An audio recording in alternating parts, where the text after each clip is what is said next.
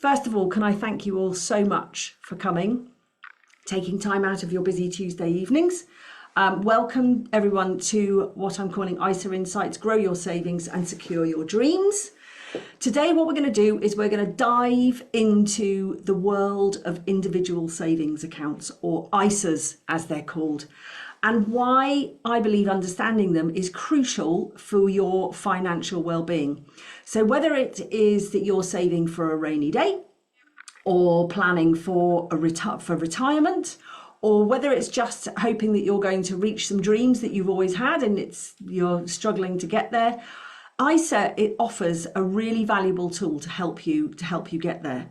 So from tax efficient savings to a really diverse range of investment options, knowing the ins and outs of ISAs can really empower you to make smarter financial decisions and ultimately the future that you've always dreamed of. So let's get cracking on this journey of discovery, uncovering the power of the ISA and hopefully unlocking the potential that they hold for each and every one of us. I know they have for me. But before we get started, for those of you I haven't had the opportunity to meet, my name is Fanny Snaith, and why should you listen to me?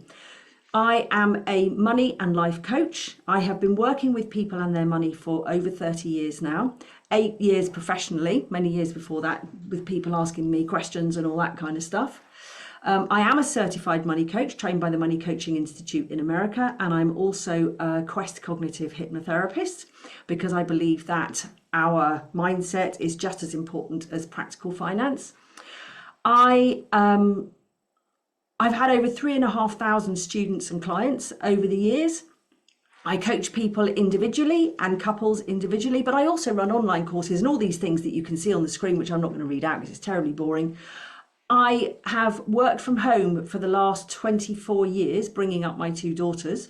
And from that time, I have built up a portfolio of funds and shares and savings. I'm a property investor and an angel investor, meaning that I invest in properties that I don't own.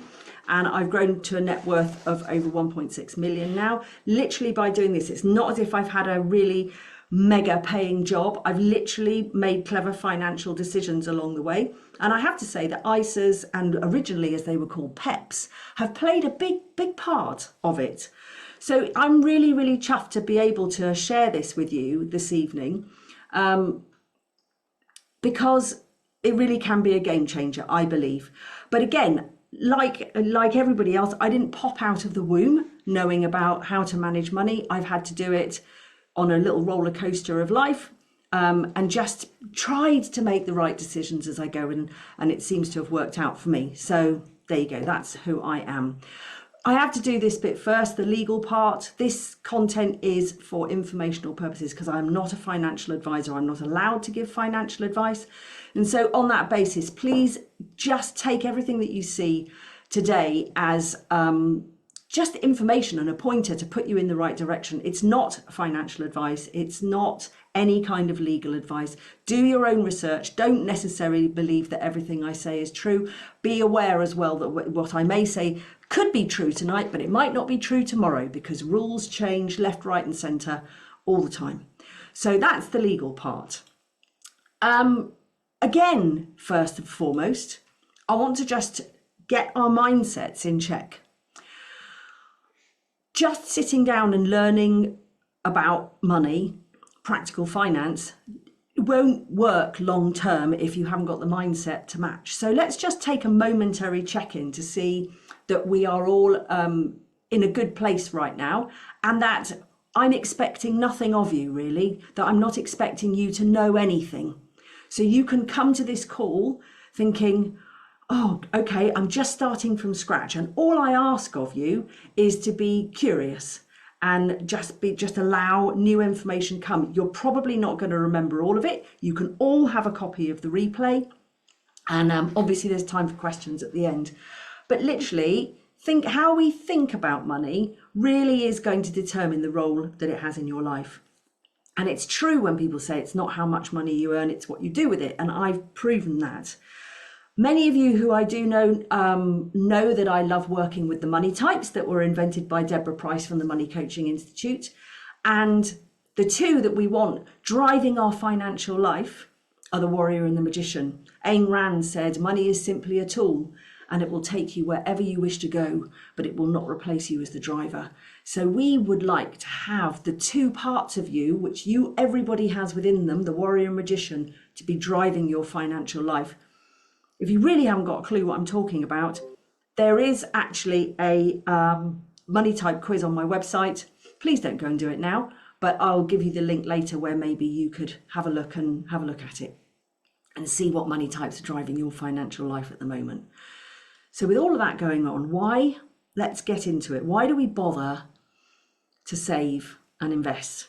And it's interesting, I was sitting in a room with my nephew who's about 28 and my sister's boyfriend who is 73, I think.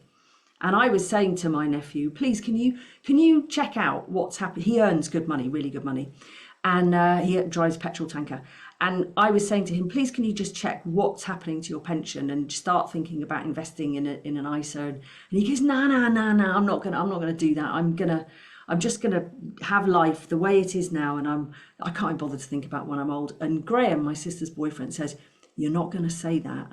You're going to regret saying that when you get to my age. And I just thought that was classic, really. I quote figures of we've got a lot of debt in this country. We are overspending on things that we don't need. Some of us are struggling to earn money to pay for the bills that we have got. So looking after our money and managing it wisely is the best thing that we can possibly do. We're currently paying £198 million a day in interest on personal loans. I used to quote the figures a couple of years back and it was 139 and it's now 198. Last July it was 180. So it's an interesting and a quick overview of UK statistics. What has it got here? The mean average amount of money held in a UK savings account is 17,365 and up to a third, 34% of adults have either no savings or less than £1,000 in savings. So that's interesting, isn't it? But for people who have savings, what is it going to mean to us in the future? Because we've got to start thinking about inflation and how that erodes our money as well. I know this sounds a bit depressing, but don't worry, we'll get to the good bit in a minute. 100k in 20 years' time with inflation at 2% is going to mean that it's worth 67,000. And 100k in 20 years' time with inflation rate at 3% means it's going to be 55,000. So it's really important to put our money away. And if we put money away, let's say we save £200 a month, saved at 7% return, which is possible from a stocks and shares ISA over 20 years, that's going to be 104k. And if we save the same at 4% over 20 years, which is possibly what you could get on a cash ISA at the moment, who knows what's going to happen to the interest rates, you're going to end up with 73k.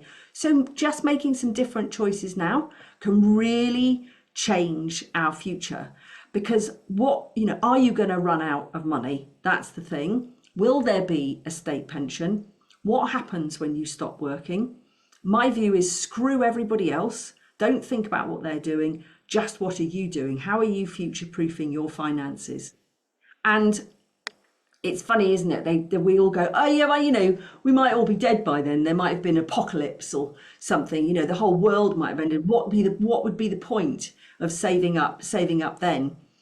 Well, my view is really prepare for everything, not just an apocalypse, because if you get to a world where you reach retirement age and you haven't got anything to dip into, then I think that's going to be a bit annoying. So it's better to have it and not need it than need it and not have it. So there you go, that's that. So going on to that then, I'm going to do a quick revisit to Robert Kiyosaki and go through the 6 most important words in financial education, because I think this is really important as a basis. So we have income, expenses, assets and liabilities. And then the other 2 words that we need to talk about are cash and flow. If we can understand these words, you're way ahead of many, many people. The idea is that income and assets are helping us, and expenses and liabilities are what things that we have to spend our money on. So expenses are going to be things like the thing to run your home, run your car, etc. And your liabilities are going to be the things that you buy, like your house, like having kids, like credit card debt, cars, etc. And obviously your income is your salary, and then assets is what you save along the way. So essentially, income and assets put money in your pocket, and expenses and liabilities take money out of your pocket, which is fine. But in reality, let's see what happens. We tend to have an income, and then looking at where we are today, we buy expensive assets and spend lots of money on expenses. Just go and look at the amount that you spend on Deliveroo, maybe, takeaways, etc. And we end up, what that means is that we constantly need to earn more income. And the more income we need to earn, the more tax we pay, which in essence leaves very little for building up these assets. So what can we do in order to do that? Well, Robert Kiyosaki from Rich Dad, Poor Dad says, keep expenses and liabilities to a minimum, and then start to think about building up your assets. And the more that you can build up your assets, and let's go into this. So we're talking about saving, investing, ISAs today, property, rental property, not the house that you live in, pension, businesses, IP, and you. And let's face it, if, let's say, you've got a pot of money at the moment that is 500 quid or something, the question needs to be asked, what's the best way to invest in this? Is it actually to put it into a savings and investment account, or would it be better for you to go out and take a course and learn something so that you can go and earn money so that you can put more into an investment pot as you go along the way? All of you are going to have different situations. So there's no one size fits all. So I'm just posing the question out there. But the idea is that we grow these assets as much as possible over time so that eventually they provide us with an income, so that when we don't want to go to work anymore, we'll be all right.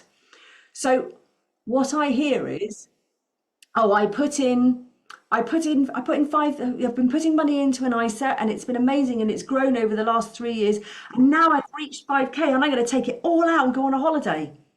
No, that's not what we're talking about here today. We're talking about building our assets. In other words, creating a golden goose and fattening up this golden goose as much as we possibly can so that it lays loads of golden eggs, which keep us in the style to which we've become accustomed. So the thing is about this is, don't kill the golden goose. Keep it alive, keep it going, allow it to grow, fatten it up, and let it lay those golden eggs and reap those rewards. Right, on to ISAs. So what is an ISA? What do you need to know, and what do you need to do? So you've got a pot of money, and this could be a pot of £1, or a pot of £1,000, or a pot of £20,000. What would you like to do with it? Well, generally what we do with it is we will save it in a bank and get some interest. That's what we used to do anyway. Or we can invest it in the stock market. Problem with that is that as you do that over time and it builds and it builds and it builds, the tax man is going to come along and he's going to take some of your interest returns away, either by capital gain or taxing interest, etc. So this is where the ISA comes in, the individual savings account. Hurrah! It's fantastic because everything that you earn in an individual savings account is tax-free forever. Well, nearly forever. I'll explain that in a minute. So, what is an ISA? First thing to know is it's not the investment. It's not the money that you put in. It's actually what we call a tax wrapper or a box, or I wanted to call it Jay-Z because he is the most famous rapper in the world, but I realized that it didn't start with a W. But when I think of tax wrapper, I think of Jay-Z. So I'm just going to go with it. I hope you don't mind. So it's a tax wrapper. It's a box. And any money that you put in the box or give to Jay-Z will be tax-free. There are 5 different types of ISA. I'm going to look at 3 in the main, but I am going to mention the other 2.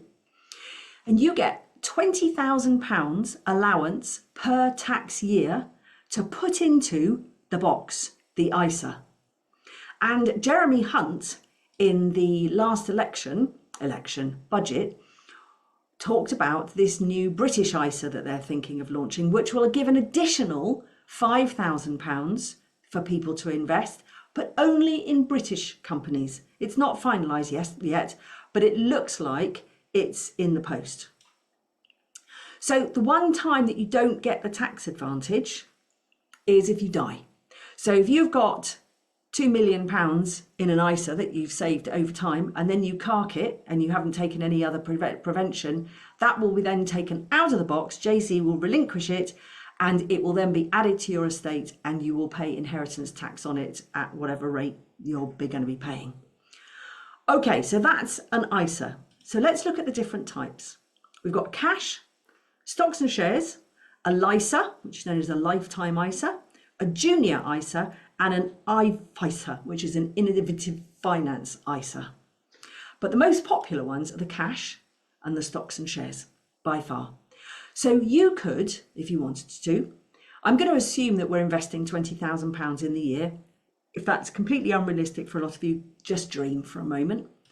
You could put £10,000 in your cash ISA, and you could put £10,000 in your stocks and shares ISA. You could put money into these ones, but they're different amounts, so I'm just going to leave those out at the moment. You could put £12,000 in your cash ISA and £8,000 in your stocks and shares. It doesn't really matter. You could put all of it in your stocks and shares ISA, but the most important thing is that every year you think about it before April the 5th, because that is the end of the tax year. And if you don't put it in before April the 5th, you will lose your allowance.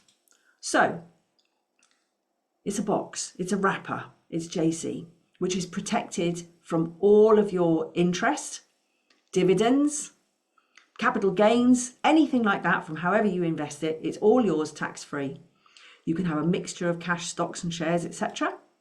But you can, at the moment, as of March the 19th, 2024, you can only pay into one of each type of an ISA in a single tax year. So you can only have one cash ISA, one stocks and shares ISA, one LISA, etc. As of April the 6th, that changes, and they say you can have as many of each as you want, but you still have to keep to that 20,000 allowance. The next thing that's really important is that if you want to move your money from one ISA to another, and you might think, well, why do I want to do that? We'll talk about that in a bit. You must transfer it. You don't take it out and put it in your bank account and then put it back in again, because that then the government doesn't know that you've used your allowance or haven't used your allowance. It'll treat it as new money, whereas really we want it to be old money, so it goes from one box to another box without coming out. And if you don't use your allowance before the April the 5th, it's gone. There's no carrying over at all. So you must use it, even if you put in £1 or something, and the next year you want to put in, I don't know, 20,000, whatever. And you've also got to be 18. Except at the moment, you can open a cash ISA at 16. And then it changes. As the rules are always changing, that you have to be 18 before you open up a new one. So let's just have a little look and see how this works. So year one, you put in 20k into one pot. Then the next year, you can put another 20k in, then another 20k, then another 20k, and then another 20k. So every year you're putting £20,000 in. And we're just looking at cash ISA at the moment at 5%. At the end of year one, you'd have 21,000. At the end of year two, you'd have 43, 66, 90 and a half. And by the end of the 5 years, which is just the amount of time I had pots fitting on the screen, you could keep going on and on and on, you'd have 116,038. So a cash ISA at 5%, put 100k in, you'd have 16,038 over 5 years interest. Look at companies where you buy them. Let's say I buy the first one from a company called Zopa. Go and get my cash ISA. Think, oh yeah, that's great, 5%, brilliant, let's go in there.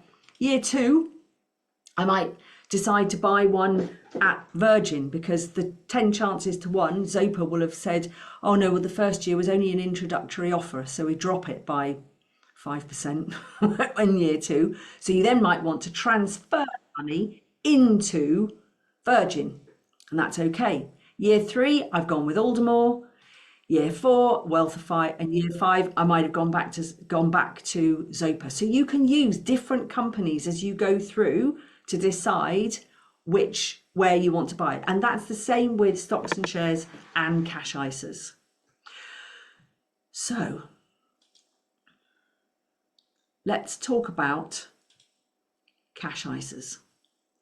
Now remember, we're talking about saving for the long term, not save up a bit and then spend it all on a summer party.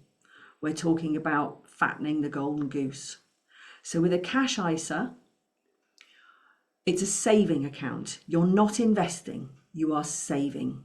So you open the account, make a deposit, and I've put that either full or regular, I'll explain that in a minute, and then you earn interest, and that's it.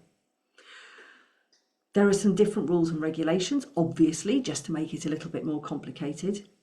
But if you wanted to deposit £20,000 on the 4th of April, you can do so, and that would be absolutely fine. Alternatively, you could deposit a certain amount every month. And there are lots of rules over. Some say you've got to do £100 a month, some say 150, some say £1. It all differs, but I'll go through that in a bit.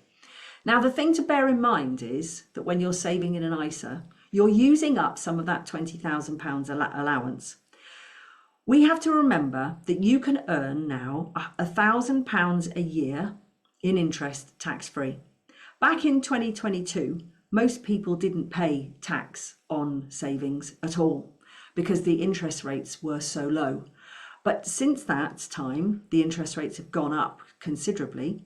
Quite a few people are paying tax on their savings. I mean, if you have 20 grand at 5%, that's going to be your £1,000. So if you want to add to that £20,000, then obviously an ISA is going to look attractive to you because then you don't have to start paying tax on your interest. And that continues for the length of that growth as well. So if you have just got a small amount of money, you may get a better rate on an ordinary savings account and not have to worry about paying tax. Now, that's not the end of your ISA journey at all. You can still pay into it, but it might be worth thinking about stocks and shares or whatever. But just to be aware of that you can actually earn £1,000 tax-free. That's if you're a basic rate taxpayer, by the way. Higher rate, you have an allowance of £500 tax-free. And if you are the top rate, you don't get anything. You just have to pay interest straight away. So obviously then, the cash ISA is fantastic for you. I use a cash ISA for my emergency fund, or as I like to call it, my POM fund, peace of mind fund. So yeah, that's what I use a cash ISA for. So it's low risk, but it's sort of low-ish, depending on the interest rates, return as well. There are different types of cash ISA. We have an instant access, which is basically put money in, take it out, which sort of defeats the object really, because remember, we're trying not to kill the golden goose, but let's say, stuff happens, sometimes you do have to take the money out. Then we've got a fixed rate cash ISA, which is where they'll say, we'll give you 5.4%, but you've got to put your money in at the beginning of when you open it, and it might not necessarily be in the beginning of the tax year, and then we hang on to it for 12 months, and then we'll pay you interest at the end. And that really, you're putting the money in and you're not getting it out, you're not taking it out. They'll heavily penalise you if you want to take it out. And then you've got a regular savings ISA where you agree to put in a certain amount every month and they'll pay you a certain amount of interest with that. And then one that just blows my mind because it just makes the whole thing, I don't really understand it, a bit pointless, is that a flexible ISA, which is sort of like a bit like an instant access one. But actually, if you put the money back in again, it doesn't come off your £20,000 allowance. So for instance, if you put £1,000 in, if you used all of your, so if you put £1,000 into a cash ISA and you took 900 out, leaving £100 in, that whole £1,000 would come off your £20,000 allowance. You wouldn't be able to put that money back in. But a flexible ISA allows you to do that. Go figure. I have no idea why they do that. It just seems to make it a bit pointless. Anyway, for those who want to take the money out, it does help. So questions that you want to ask when you're opening a cash ISA is, do you get penalised for withdrawals? When does the interest get paid? What is the rate? I know that sounds silly, but it's important to know what the rate is. When does it drop? So are they offering you a 5% rate for the first 12 months, and then after that it drops to 0.02?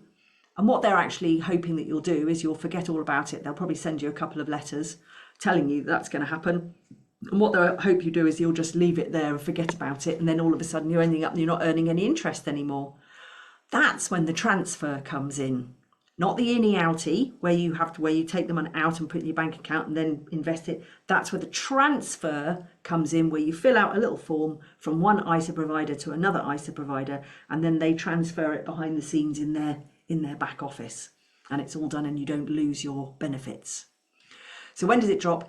Is it protected by the financial services compensation scheme? Usually they are, but it's just something to be aware of. And remember to transfer. No outie innies kind of thing. You want to transfer it out. These are some of the companies that I just had a little look up. There are plenty more. Isn't it funny how they all seem to like this colour? It's interesting, isn't it? Anyway, there are plenty more. And if you want to find out where the best rates are, start with Money Saving Expert, Money Supermarket, Google, simpler things. What are the best cash ISA rates today? Boom. But I come up with these questions because if you can get empowered by knowing about where your money and understanding with it, it's such a really good feeling to actually get into that position where you know things. So that's why I want you to know those things. Right, that's cash. Now, stocks and shares. Here we go, my favourite. Investing in the stock market. Do you think it's risky? You can have your own answer to that at the moment. Let's see. This time you're investing. This is different from saving. You're properly investing. You will open an account the same way as you did before, but this time you're going to make regular deposits. You're not going to, if you've got a pot of cash of 20 grand, dump it all into an investment straight away. We tend to make smaller investments so that we can really capitalize on market fluctuations, because it's going to go up and it's going to go down. And Warren Buffett, who I love, who's the owner of Berkshire Hathaway and probably the most successful investor in the world. I've got a little quote for him. I'm going to attempt to do the accent. He says, so I would pick a broad index, but I wouldn't toss a chunk in at any one time. I would do it over a period of time, because the very nature of index funds, we'll talk about those in a minute, is that you're saying, I think America's business is going to do well over a certain period of time. But what I don't know enough about is to pick the winners, and I don't know enough to pick the winning times. So what we don't do is just go boof in there, put it all in and see how it does. We drip feed it in, and I'll explain to you how you can do that successfully in a bit. So we are investing in the stock market. That means that essentially you are buying pieces of companies, and we've got funds, trackers, shares and bonds. I'm going to be talking mainly about trackers and shares today, but essentially funds are sort of the same thing. I'm going to touch on that, but not bonds. I'm not going to talk about bonds today. So you're going to get returns over time, including dividends, which is a share of the company's profits that you buy. So let's say, for instance, you might end up owning an Apple share, in which case that phone, every time you look at it, you can go, I own a piece of you. Nothing better than going to Disneyland with your children and you can say, I own some of this. And then they will give you shares of the profits, even if it is only teeny tiny, but it's still there for you. Remember the golden goose? I honestly would say that when you're putting your money into a stocks and shares ISA, you're looking to lock it away for 10 years plus. 5 years minimum, but that's what a lot of the experts say. Personally, I say 10 years. Because we just don't know what's going to happen. I remember at COVID, 23rd of March, 2020, I think it was, the value of my portfolio went down by about 33%. And it was like, like that. But it soon came back. But if I'd wanted the money then, I would have been screwed. So if we just agree that we're locking this money away, unlike the cash ISA, we're locking it away, then we've got a really good chance of getting some good returns. But there are no guarantees. Although looking over history, it's fine.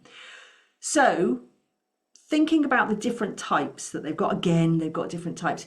It's like, what do I invest in? What do I have? People call it, what do they say, a portfolio of things. Well, some of the platforms that you go onto to buy into these ISAs, stocks and shares that are going to go into the box that's an ISA that's going to keep them tax free. Some of them, the platforms that you'll go to, will help you by working out, asking you some questions which will find out your attitude to risk. And they'll then go, well, bearing in mind your age and your attitude to risk, we suggest this. And you could go with that, and that's fine. Or you might have a robo-advisor. Now, I got a really good description of robo. A robo-investor in stocks and shares ISA employs automated algorithms to create and manage a diverse investment portfolio tailored to the investor's preferences. So it's a similar thing to what the platform's done, only it's more done by a computer rather than a person who's gone off and researched things. Then we've got DIY, which means you can just go in and pick and choose whatever you want, or you can speak to a financial advisor who will charge you a fee and ask and give you an idea as to what you should invest in. And all of those choices are available to you. But remember, again, when you move the money, it's transfer. I'm just going to keep on saying this because I've heard so many people going, oh yeah, well, I took it out and then I put it back. Oh no. So just transfer it. So let's have a look at buying stocks for a second. Let's say you'd invested in Tesla, £5,000 in March 2014. March this year, that would have been worth £64,283. How fantastic is that, right? And if that had been done within an ISA, all of that money, that gain, would be yours tax-free. If you'd done it out of an ISA, you would be paying tax on a hell of a lot of that, pretty much all the gain. So that's a nice winner. Wouldn't that be lovely if we could do that every time? If you'd invested in Under Armour, £5,000 in March 2014. Today it will be worth £1,773. So that just goes to show that it's difficult to pick winners. So what do we do instead? If we're not going to buy individual stocks, what do we buy? So that's when we start thinking about what they call indexes. And we have index trackers. So indexes are, you may have heard of something like the S&P 500, the FTSE 100. There are loads of indices, like millions of them. There are more indices than there are individual stock companies. But the S&P 500, which is a fantastic example,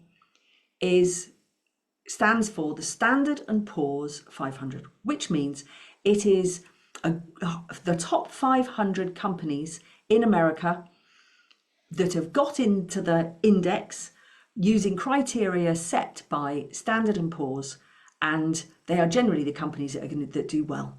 So you've got all of your Apples, your Googles, your Amazons, your Facebook, your Microsoft, all of those, Netflix, all of those amazing companies are all going to be in the S&P 500.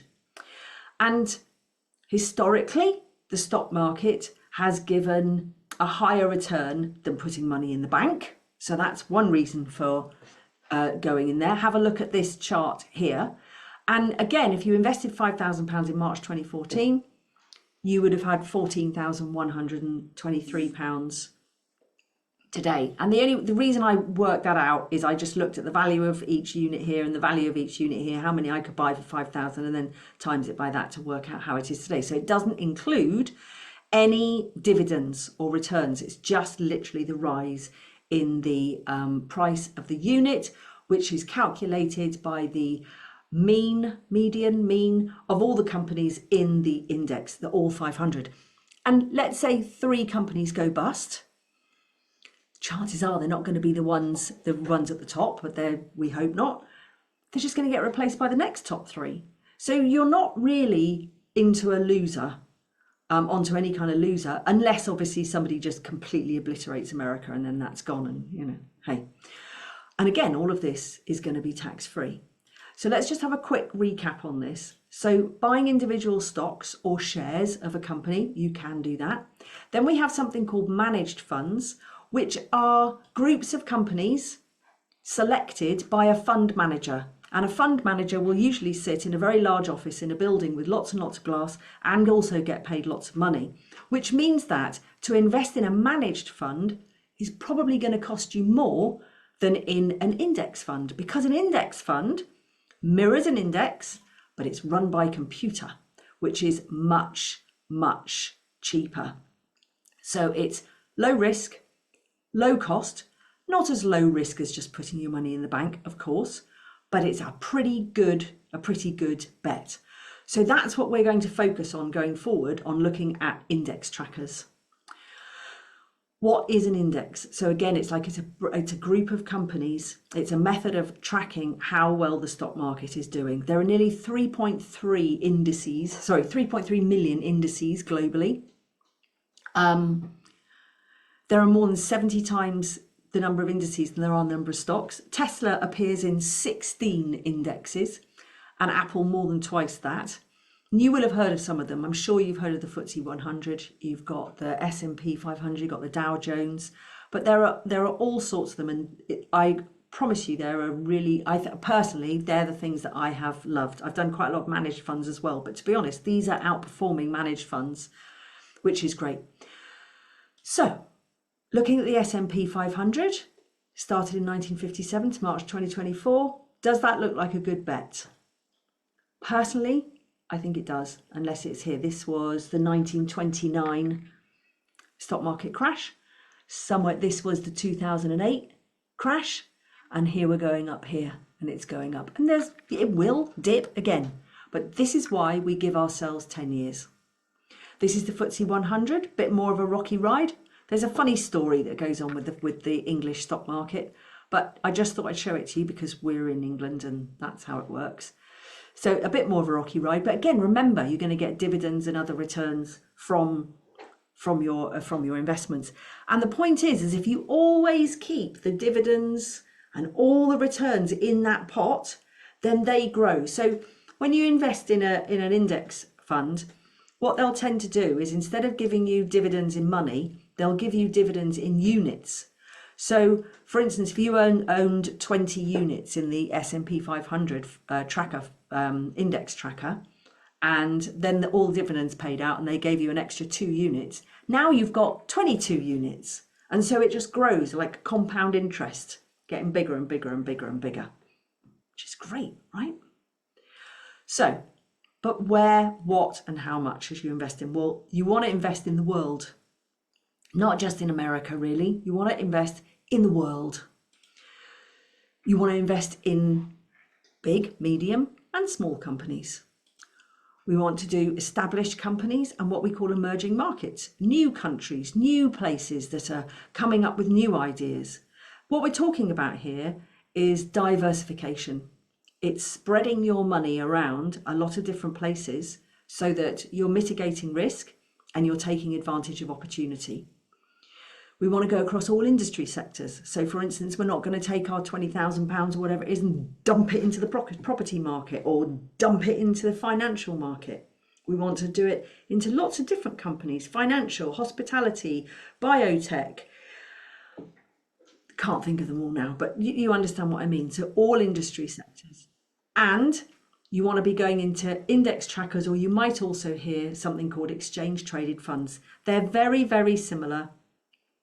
I really wouldn't worry about it too much at the moment, but it's just different ways of trading on them. These trade more like a stock market where you can buy units different times during the day, and these ones, they get traded at the end of the day.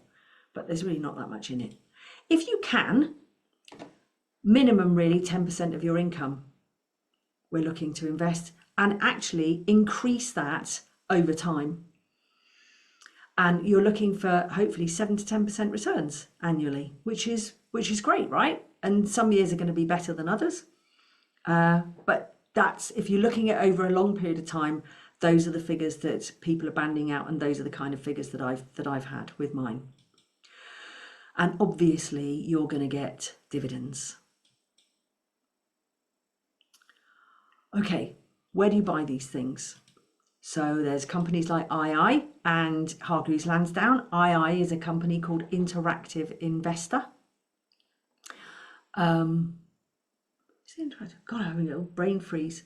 And they are investment platforms. They charge a fee. So for instance, Hargreaves Lansdown charges a 0.45% platform fee, which is not a lot, but it's still more than some of the others. But Hargreaves Lansdown, for instance, is a wonderful, wonderful website to learn, to actually just go and play around with and learn about things, just search things, and they give you all sorts of information. It's fantastic. II is not bad. I don't find it quite as easy to look at. Then we've got Vanguard. I'm pretty sure you've all got, I don't know, every time I look at that, I think of the Old Spice advert. It's the ship, isn't it? They had that, didn't they? Is it the same ship that they had on Old Spice? I'm sure, anyway. Vanguard, 1975, set up by John Bogle, a good friend of Warren Buffett, got over 35 million investors. The thing about them is that they sell their own funds, their own stuff. You won't find Apple stock on its own. They just literally sell their own stuff, their own index trackers and actively managed funds. And what they also call life strategy funds, which are quite good too for beginners as well. And then we've got companies like Wealthify, Money Firm, Invest Engine. And people have asked me, they said, can I just start from like £1? Well, this is the sort of place that you can. Hargreaves Lansdown and II are going to look for more money, so is Vanguard, but these ones are looking for real minimum amounts of money, which is really good. And it is actually, as little as £1. And then there's also Trading 212, which is a company that's been creeping up on me, and I like it more and more and more and more and more, which sells both individual stocks and shares and also funds, and has a real wealth of learning as well. So these two are probably a bit more I don't know, I treat them as the sort of serious platforms. I don't know why, they sort of seem a bit more grown up, but Hargreaves Lansdown, very good for learning, both web-based, PC-based, not apps. The apps are okay, they're not great, but they're better to do it on your PC, because this is important to know as well, to think about, how do I like working? Vanguard don't have an app. It's only on the computer. Their website's not particularly pretty, but very low cost, good service, etc. This lot, they've all got their own, I think they're both web and app, and so is Trading 212. You need to sort of look at them and decide which one you like best. Look at the fees and look at all those kind of things. But Trading 212 is really creeping up on me, as is Invest Engine. Invest Engine, you can only buy ETFs, so sort of tracker funds. Money Farm, you can do both, and they all have offers as well on them, whereby, refer a friend and you can get this, or sign up today and you can get 50 quid free shares, or something like that. They've all got different offers, and they've all got different costs. So for instance, like I said, Hargreaves Lansdown will charge 0.45% to be on the platform. Invest Engine charge 0.03%, which is 50p per £1,000 that you invest. Vanguard does something like 0.15%, etc. So they're all different. But it's just find one that you like the look of, that's going to work for you really to start off with, I would say, because remember, you can always transfer that ISA later. Also, just to make life a little bit more complicated but better, companies like Trading 212 are offering really great amount of interest on cash. So for instance, I today dumped in £2,000 cash into my cash ISA, into my stocks and shares ISA at Trading 212, which is before April the 5th. I'm earning this amount of interest on it, which is amazing. It's locked in there, tax-free, and I can go and buy shares or funds whenever I want to. A brilliant offer, a really, really, really good offer. Moneybox are paying interest, and it's changing all the time. So it's just a case of be aware, what are you going to give me if I put my cash with you? And Trading 212, it's probably a bit naughty to do this, but I'm going to do it. because it help you maybe to get started. But again, it's not advice. Trading 212 have got an offer on at the moment that if you use this link, we both get free shares up to £100. Anka, who's in the meeting today, I got her link from Trading 212, and I got given £60 worth of £50 worth of shares from Louis Vuitton, Moet, Hennessy, and BMW and Mercedes, and they're all doing really well. But it was just a really lovely start, so it's good to do that kind of thing. So if you want that, I'll give you all the links at the end if you want to take a photograph of them, and obviously you have them as the replay. Right, wrapping up on this one. You're investing. Check the platform fees so you know what you're paying. Check the fund fees. If you go into managed funds, it's going to be more expensive. Tracker funds, there is going to be a little charge. Just check it so you know what it is. Chances are it's not going to be a lot. Check a trading fee. So if you're buying and selling shares, you're going to have to pay a fee some of the time. Trading 212, nothing. Hargreaves Lansdown, £11.95. That's a big difference, right? Check the protection, that the company is protected, not the investments that you hold, because they'll all be different, held somewhere else, but the provider that you're going to, the Hargreaves Lansdown, the II, whatever. Get to know a little bit about the company before you just go putting all your hard-earned cash with them. Have a strategy. So think about, what am I buying here? Is this the world? Am I buying different size companies? What am I doing? How's that working? And remember, we're not killing the golden goose. We're building up the golden goose. And know that investments go down as well as up. So when you see your investment go down by 5%, don't give in to the heart attack. Just go, it's okay. It's cool. You can have a look and see what's going on maybe, and see if there's something that's matching in the news, but just hold your nerve. This is where your magician and warrior come in. So we don't all go like, and just know who is looking after your money, because it's important. And think about, do I prefer to work with an app or a desktop, or both? And don't forget, you transfer it. Don't take it in, don't put it out. Okay, I'm going to move on now to the good old LISA, the lifetime ISA. Right, so a LISA was set up to help people buy their first home. The first home, not the second home, not a home if you've already had a home. The first home, if you're a first-time buyer, you can save on a LISA and you can buy a property up to £450,000, which is probably fine unless you live somewhere like London, where it might be difficult. You might get a small matchbox for £450,000. You could also use it for retirement if you want to. However, I would say that a pension is probably a better option most of the time. You have to open the account, whether you use it or not, between the ages of 18 and 39. So if you're over 39, you've had it. It's not going to work for you. You can save in it up to £4,000 a year. So forget all that £20, 20,000. You have still got the 20,000, but this one, you can only put 4,000 into it. That means you've got 16 left to put somewhere else.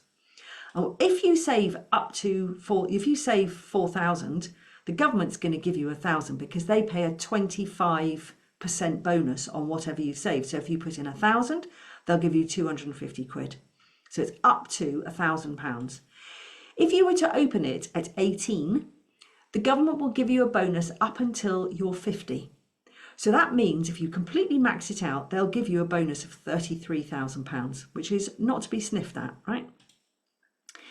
It all counts towards the 20k, the amount that you invest, not the bonus you get from the government, not any kind of return that you get on the interest on your money or capital growth if it's an investment, because you can have a cash LISA or an investment LISA. You can have either, exactly like I've described before. And you may, depending on who you're with, be able to transfer 4,000 a year from an existing LISA into this one if it's the right thing for you to do. You're not going to be able to withdraw your money unless you're buying that home, or you're going to retire, or it's an emergency, because you get charged a penalty and it's 25%. You might go, well, that's okay, I'll still get out what I put in, but you won't. Because let's say you saved £1,000 and the government put in £250 bonus. If you then decided you wanted to take that out, they're going to charge you a 25% penalty, which actually that is £312.50. So what you'll end up getting back is £937.50. So that's less than the £1,000 that you put in. So you really need to be aware of that. It's really important, because these LISAs can be brilliant, but they can be a pain in the arse as well. They've got to be the right thing. My daughter's just using one to buy her flat and it's working for her perfectly, but she hasn't had it going for that long, so there's not that much bonus in there. So you have to have the lifetime ISA for 1 year before you buy the house. And you have to be 60 before you can get the money at retirement, which is older than you can with a self-invested pension at the moment. So just to be aware of that. And you have to be a first-time buyer, the first time you've ever bought a house ever. And it's got to be 450k or less with a residential mortgage. No cash buying, no buy-to-let. You can have self-build, shared ownership, and then you can have the right to buy and the help to buy, which are old ISAs that there aren't issuing anymore, but you can use those. And you, both of you, if you're in a coupledom, can have a LISA, but it's still the same 450,000. It doesn't increase it to 900, but you can both use your LISA towards the property. And yes, you can switch a help to buy ISA, which you'll only know about if you've got one, to a LISA if you've got one. That really the fact with this is they can be absolutely brilliant or a pain in the backside, and it's very important to check what's right for you before you dive headlong into one thinking, oh yeah, that's great. Really think about it hard of what you want to do. But for the right person, they are amazing. So companies that do them, again, I've just picked out a few, do your own research, but these are people that will do cash LISAs, and these are the people that can do, some of the people that can do stocks and shares. So that's that one. Right, nearly done. The junior ISA. Very quickly, this is for kids, under 18s. You can put up to £9,000 a year. Doesn't count towards your £20,000 because it's their £9,000. And you get them in exactly the same places that you get any of the other cash ISAs or stocks and shares ISAs. And it's really good for helping kids to start growing their investments and actually learning how to invest, learning about money. But you do have to think about what happens when your kid turns 18, because essentially, legally, it's then their money. And are they going to go and spunk it on a trip to Thailand? I'm not going to say what I would have done, but if I'd had one. So I would just think about that. But it is, or you could have it for them and say, maybe it's for uni fees. I was completely blindsided by uni fees. I saved nothing for it. And oh my goodness, what a shock it is. So again, if you've got a grandchild or a young child, maybe start saving for them now. And it could, I mean, with compounding and everything else, it could be huge when you think about it. So again, transfers are important. Right, the final one, which I'm really only going to touch on, this IFISA, Innovative Finance ISA, it's essentially peer-to-peer lending, which means that you're lending money to other companies. A lot of them are done in property. You're lending money for properties, investments, etc., avoiding the banks. It's high risk. Several companies have gone bust recently. You're only really allowed to go into them if you're actually classified as a high net worth investor, which means that you need to be having an income of more than 430,000 a year. You can't transfer current peer-to-peer loans in it, and it's really risky, hence this warning thing. And I would say don't go anywhere near it in my book unless you've spoken to an independent financial advisor. So that's all I'm going to say about these ones, because to be honest, I would have preferred not to say anything at all about them. So quick summary: cash, stocks and shares. You've got your 20k that you can put in, and you can split it over those 3 ISAs, but only a maximum of 4,000 into your LISA. You're going to get different rules for the LISA than you are for the cash and the stocks and shares. Well, I've put 5 years there, but I really mean 10 years if you can. Junior is for the kids, great to mention to the grandparents, etc. And then you've got this IFISA, which I don't really know what's going on. And remember, it's a wrapper. Whether you like to remember it as a box or Jay-Z, I don't care. So those are the 5 types of ISA. Now we've got time for Q&A, but before we do that, just a couple of seconds of your time. I want to talk to you about My Money Makeover, which is a beloved course of mine that I haven't run for about 2 years, which I'm bringing back. I don't know when yet. It's a fully guided 10-week group program to help you manage your money like a pro, to help you understand how to get your warrior and your magician to the front of your financial bus so that you're driving your financial life on purpose. You want to build your warrior magician. You get all the tools to become a fantastic money manager. You get loads of videos that you get to keep access to for as long as they exist as well. You get a guide to investing, to weekly Zoom calls over the 10 weeks and a WhatsApp group. And it really is a lovely, powerful community. I'm just garnering interest in it at the moment. The price is $4.99. If you're interested, maybe you'd like to just take a quick snapshot. There's not going to be very many places. It's a small group of people. It's not like hundreds and hundreds, but I'm just garnering interest. Alternatively, if you're ready to do something now, but you're thinking, oh my God, I've taken all this information, but I'm not quite sure what actually to do, there's a power hour that I offer where we can talk about this, really anything, any practical financial help that you might need, that you don't want to talk to a financial advisor, you don't really know who else to talk to. I'm a great sounding board for that. I've been doing this for years. But saving and investing, budgeting, debt repayments, any financial decisions, and that's at 115. And there's a link for it down here. I'm going to do a page with all the links on for you to take screenshots or whatever right now, before I turn the share screen off and go into Q&A, because I'm hoping